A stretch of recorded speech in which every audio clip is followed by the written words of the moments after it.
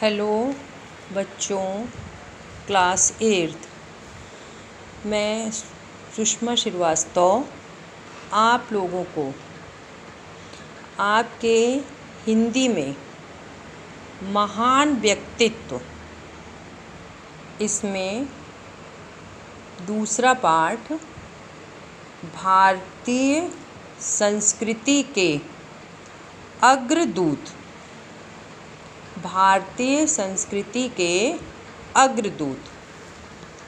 इस कहानी को संक्षेप में बताऊंगी। इस कहानी में इसका सारांश है कि महर्षि अगस्त्य, इनका जन्म काशी में हुआ था। काशी के विश्वनाथ मंदिर में पूजा पाठ करते थे। आपने नाम सुना होगा कि हमारे वाराणसी में इसको काशी भी कहते हैं। यहाँ बाबा विश्वनाथ का मंदिर है। तो उसी मंदिर में यह पूजा पाठ करते थे। इन्होंने विंध्याचल पार कर सुदृढ़ दक्षिणा भारत में शैव मत का प्रचार किया। स्थानीय लोगों को शिष्य बनाकर विंध्याचल के घने जंगल कटवाए और वहाँ नगरों और आश्रमों की स्थापना की। यहाँ के लोगों को कला कौशल सिखाया। पांड्य जो हैं देश के राजा, इन्हें देवता की तरह पूजते थे। भारतीय संस्कृति और शैव धर्म के प्रचार के लिए ये भारत से बाहर कंबोडिया, जावा, सुमित्रा, बोर्नियो, इन सब महाद्वीपों तक गए। ये भी कहा जाता है कि ये समुद्र पी गए थे। कंबोडिया के एक शिलालेख के अनुसार इनमें अलौकिक शक्ति थी। वे कंबोडिया में भुवनेश्वर नामक शिवलिंग की पूजा अर्चना बहुत समय तक करते रहे। यहीं पर इनका स्वर्गवास हुआ। भारत के बाहर दूर देशों तक जाकर भारतीय संस्कृति और शैव धर्म का प्रचार करने वाले महर्षि अगस्त्य प्रथम व्यक्ति थे कि जिन्होंने दूर दूर तक भारत का प्रचार किया। फिर इसी कहानी में दूसरे हैं महर्षि पतंजलि। महर्षि पतंजलि पाटलिपुत्र के राजा पुष्यमित्र शुंग के समकालीन थे।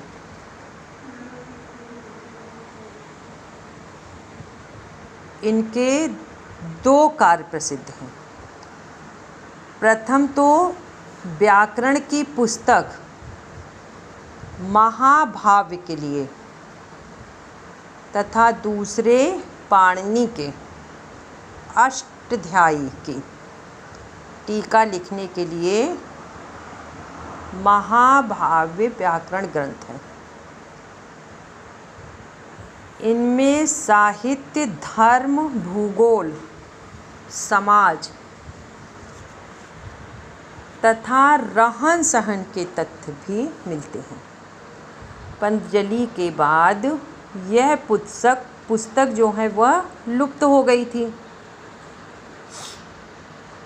इसे कश्मीर के राजा जगादित्य ने खोज करके फिर से लिखवाया।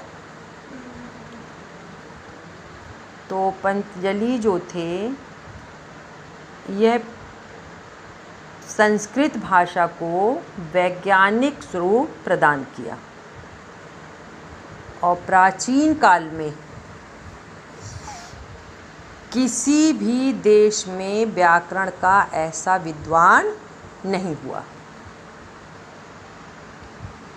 और अब तीसरे हैं ऋषि याज्ञवल्क्य। इनके नाम के दो विद्वान हुए, पहले राजा जनक के समय में और दूसरे युधिष्ठिर काल में। पहले राजा जनक के समय में हुए और दूसरे युधिष्ठिर काल में। दूसरे जो हैं याज्ञवल्क्य का विवरण है, इन्होंने याज्ञवल्क्य स्मृति नामक धर्मशास्त्र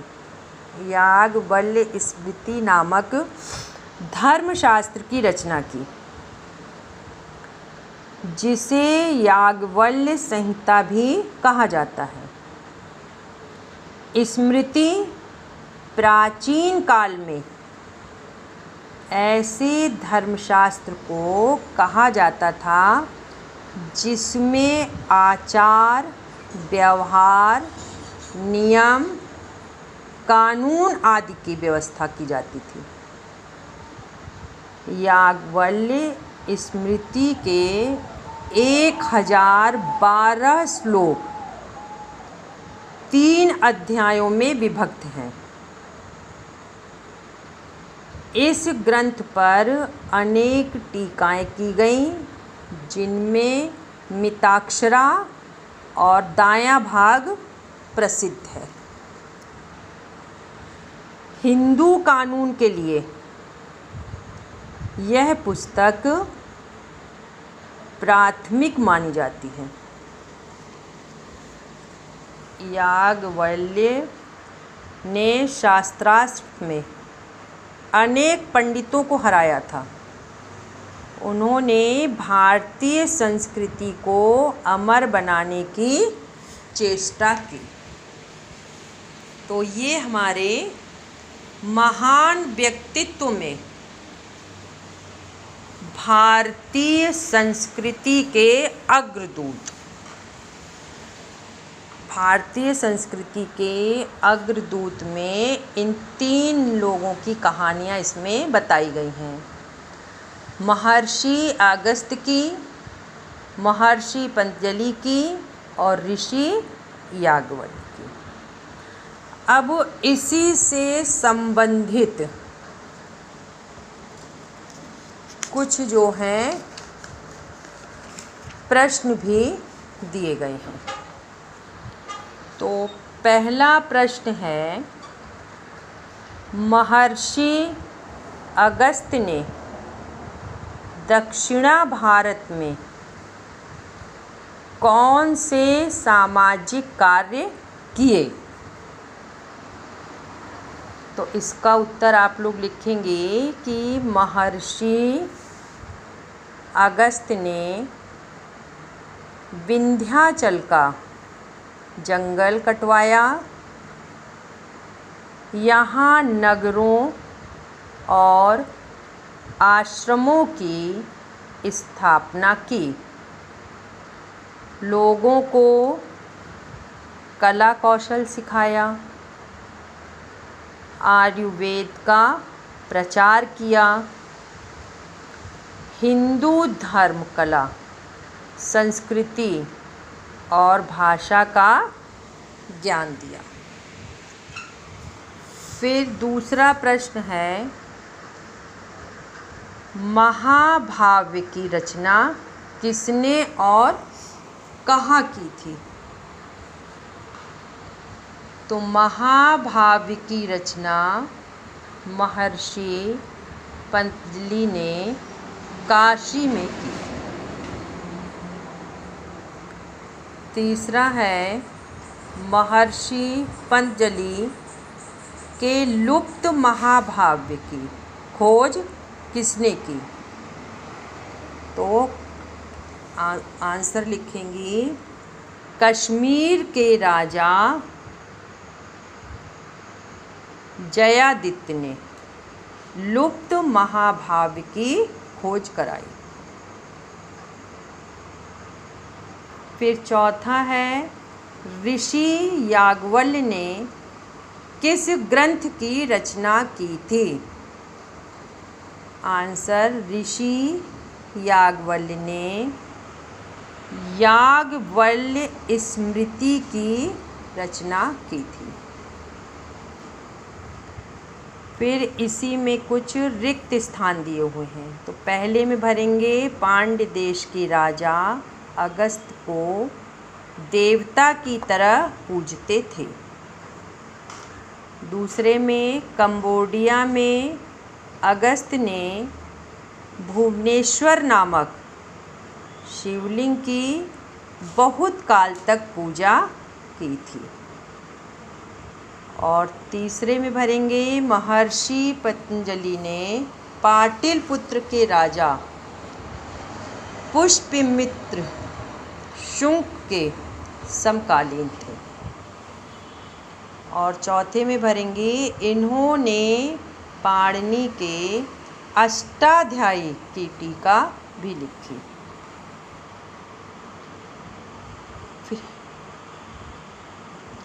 ये थे आपके महान व्यक्तित्व।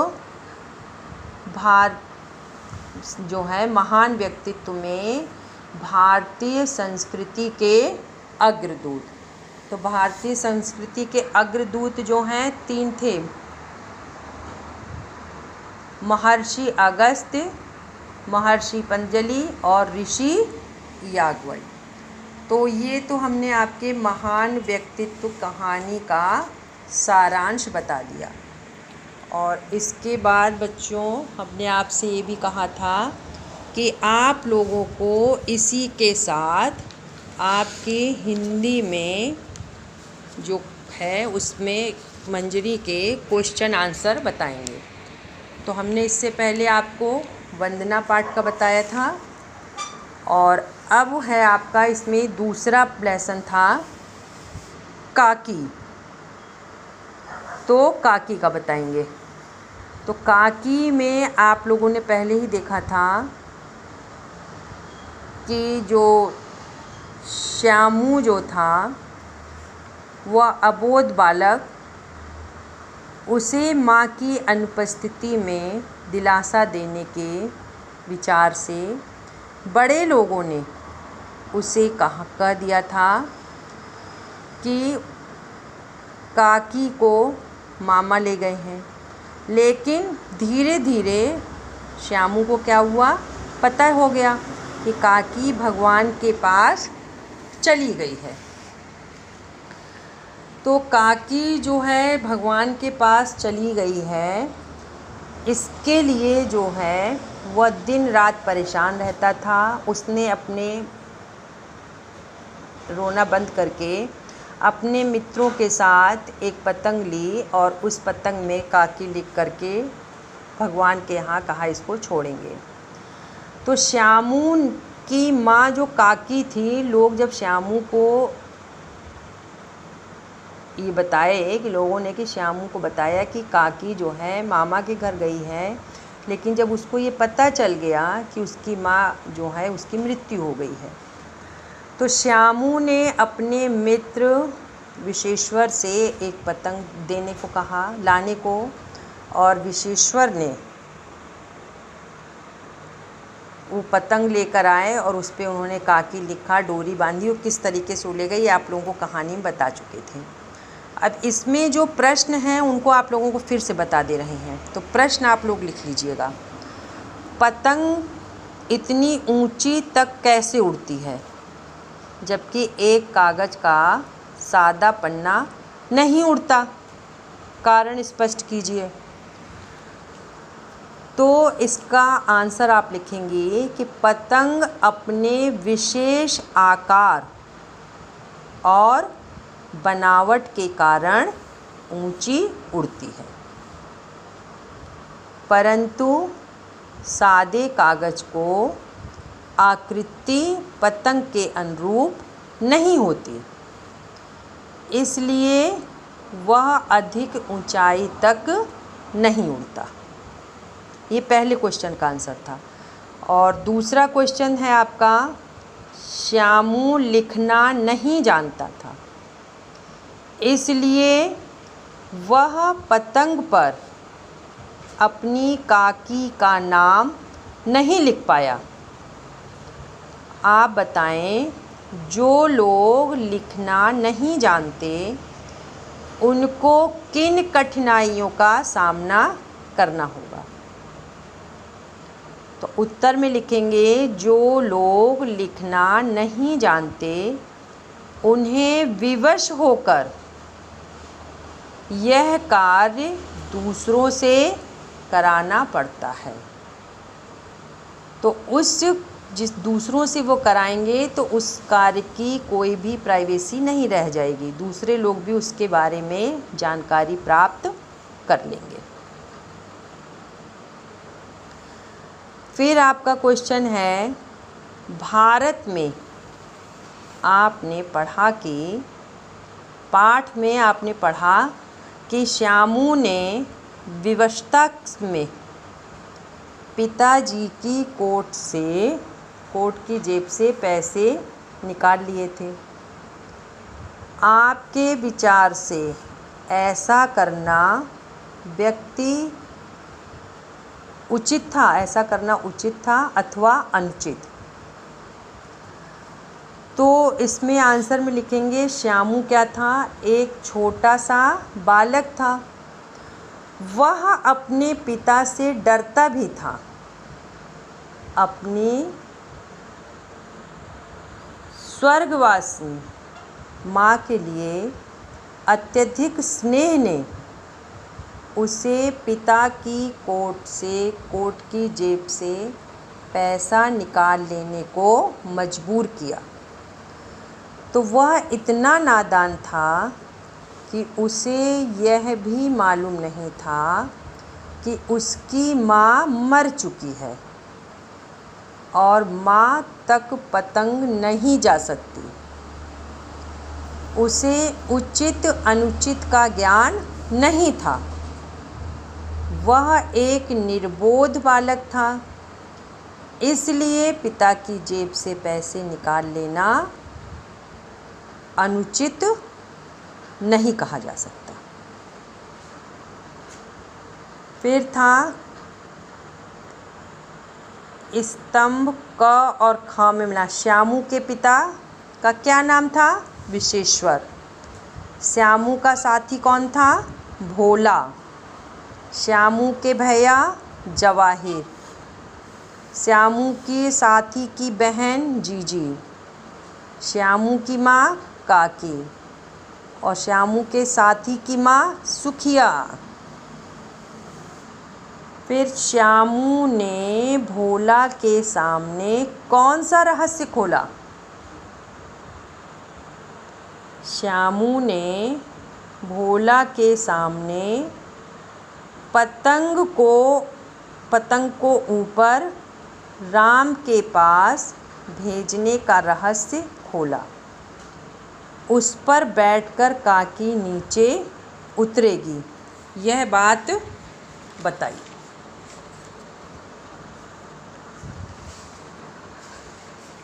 फिर उसके बाद श्यामू ने जवाहिर भैया से कागज़ पर काकी क्यों लिखवाया? तो इसके उत्तर में लिखेंगे, श्यामू ने जवाहिर भैया से कागज़ पर काकी शब्द इसलिए लिखवाया ताकि पतंग सीधे काकी को ही मिले। फिर चौथा, उड़ती हुई पतंग को देखकर क्या सोचकर श्यामू का हृदय एकदम खिल उठा। तो इसका आंसर है श्यामू का हृदय उड़ती पतंग को देखकर एकदम खिल उठा, क्योंकि इससे उसके दिमाग में एक युक्ति आई कि वह भी पतंग बनाकर आसमान में उड़ाएगा और पतंग की डोरी पकड़कर ऊपर बैठी काकी नीचे आ जाएगी। फिर पांचवा है, भोला एक ही डांट में मुखाबिर हो गया। तो इसका आंसर है भोला ने विशेश्वर कौन थे? श्यामू के पिता। एक ही डांट में एकदम से श्यामू द्वारा पतंग और रस्सी मंगाने की बात का रहस्य खोल दिया। फिर छठवां, रस्सी से पतंग तानकर काकी को राम के यहाँ से नीचे उतारेंगे। भोला से यह बात सुनकर विशेश्वर हतबुद्धि क्यों हो गए? तो विशेश्वर को श्यामू की काकी को बुलाने की योजना का पता चल गया, जिसने श्यामू की मासूमियत और उसका काकी के प्रति गहरा प्रेम प्रकट होता है। इस कारण विशेश्वर हतबुद्धि हो गए। फिर अगला सातवां है, कहानी के आधार पर 2 वाक्य बनाएं। तो 2 वाक्य बनाइए। पहला, यदि विशेश्वर ने श्यामू को पतंग मंगा दी होती तो कहानी का अंत क्या होता? और दूसरा जो है, विशेश्वर को जब श्यामू की सच्चाई भोला द्वारा पता चली और उन्होंने पतंग पर काकी लिखा देखा, तब उसके बाद विशेश्वर ने श्यामू के साथ कैसा व्यवहार किया होगा। अब आइए भाषा की बात पर। भाषा की बात में श्यामू पतंग के लिए बहुत उत्कंठित था। वाक्य में श्यामू और पतंग संज्ञा है।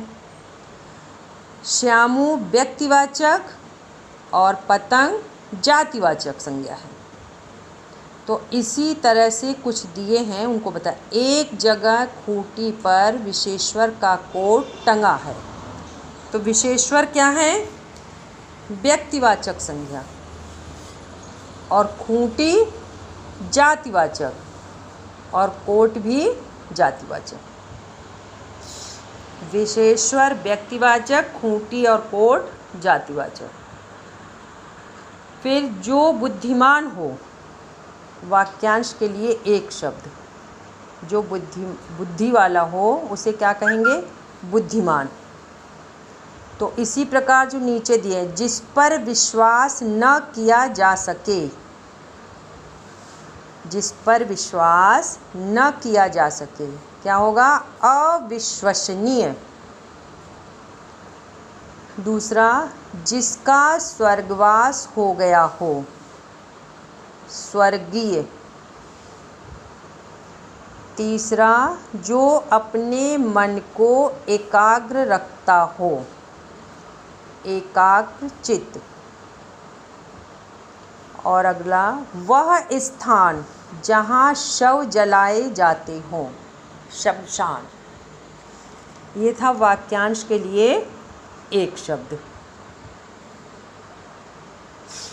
अब निम्नलिखित मुहावरों के अर्थ बताइए। तो मुहावरे हैं कोहराम मचना, बहुत शोर शराबा होना। तो लिखेंगी रेल दुर्घटना की खबर सुनकर रेल यात्रियों में कोहराम मच गया। हृदय का खिलना, बहुत प्रसन्न होना।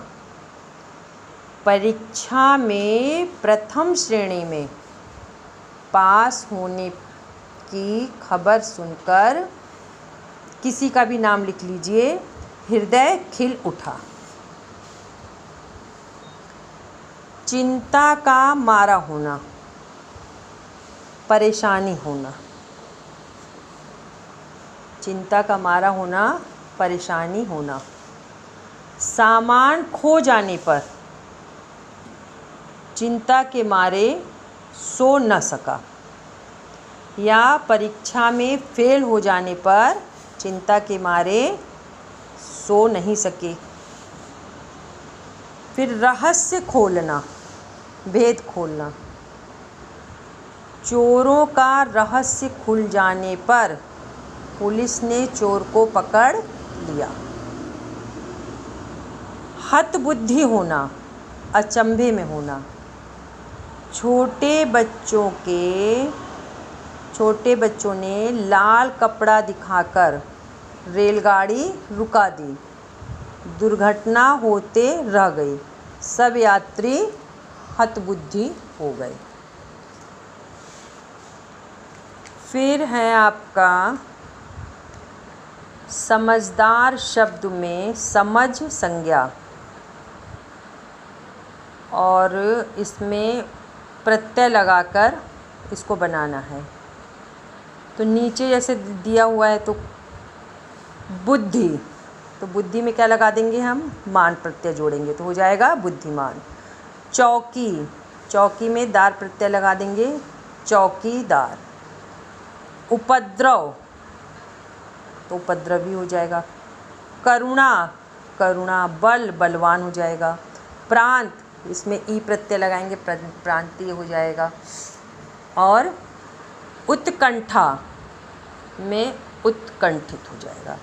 तो ये आप लोगों को बच्चों कल हमने बताया था कि जब आप लोगों को महान व्यक्तित्व का एक लेसन कहानी का सारांश बताएंगे, उसको आप लोग अपनी कॉपी में लिख लीजिएगा। और उसी के साथ आपकी हिंदी में एक एक पार्ट का क्वेश्चन आंसर भी आप लोगों को करवाते जाएंगे। तो ये देखिए दोबारा से फिर आप लोगों को सारा करवा रहे हैं। तो इसलिए बच्चों बहुत ही ध्यान से आपको अपना सब तैयार कर लेना है, और उसके बाद भी जो ना समझ में आए उसके बारे में आप पूछ सकते हैं। आज इतना ही, धन्यवाद।